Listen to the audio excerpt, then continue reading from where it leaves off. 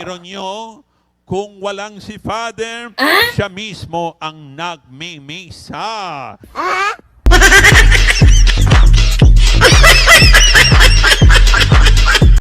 Bagong buhay. Pagdating ng Holy Spirit sa buhay natin, magbagong buhay. At sino ang napupuno ng Espiritu Santo?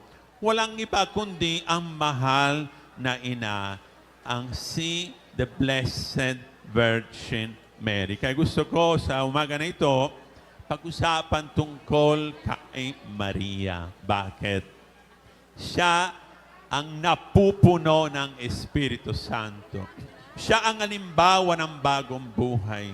Walang magkasimbanal kundi si Mama Mary. At saka, ako, anak ni Maria ng 2 beses. Bakit?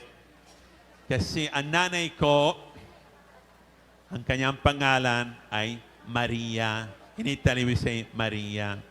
At ako, nakabila sa congregation ng Sons of Holy Mary Immaculate. Kaya ako, anak ni Maria ng 2 beses. Wow. Kung pari ako, kung Kristiyanong Katoliko ako, dahil sa pagdarasal at ng mabuting halimbawa ng aking ina. Ang nanay ko, talaga super Catholic. 4 kami ng kapatid.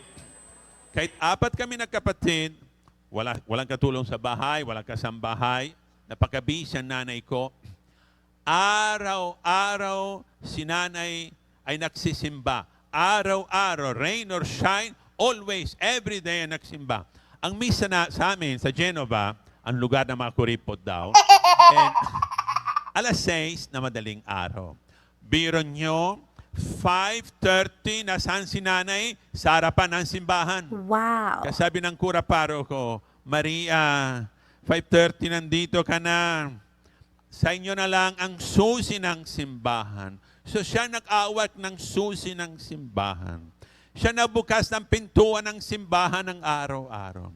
Siya nag-aayos ng mga bulaklak sa altar. Wow. Siya kumanta. Wow. Siya nagbasa ng reading. Wow. Siya umiikot ang basket. Wow. At biro nyo, kung walang si Father, siya mismo ang nagmimisa.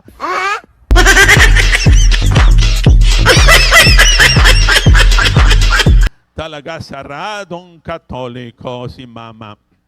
Thank you, God, for everything.